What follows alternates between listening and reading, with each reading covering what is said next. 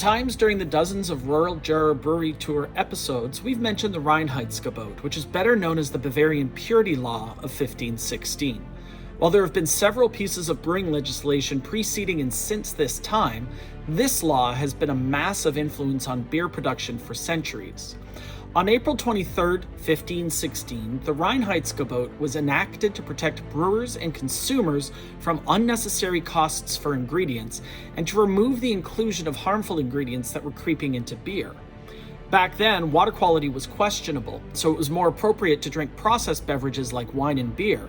But at the time, beer making was so successful that it diverted grains needed for bread production and caused unsustainable price inflation for both bakers and brewers.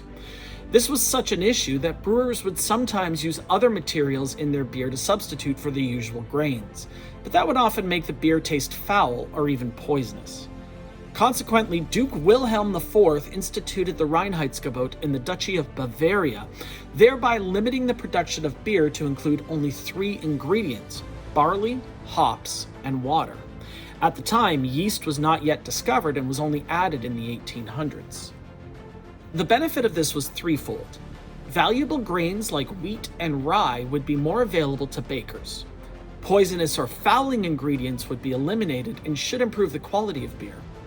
And price limits were imposed on quantities of beer to protect consumers from unscrupulous bartenders. Those who were suspected to be in violation of the decree would have their beer supplies confiscated.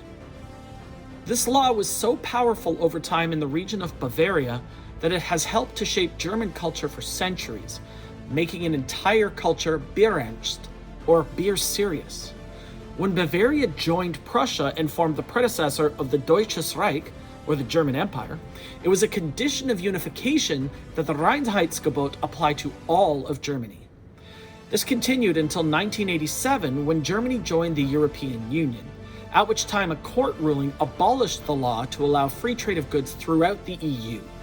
Since 1993, a new, more liberal beer law has been in effect in Germany, allowing the German market, which some say was stagnated due to previous legislation and regulation, to blossom within the global brewing community. However, many German breweries still hold true to the Reinheitsgebot, and while international breweries have been winning awards for their innovative use of different ingredients in their products, many citizens still prefer the simple craft of a well-produced beer with only 3 ingredients.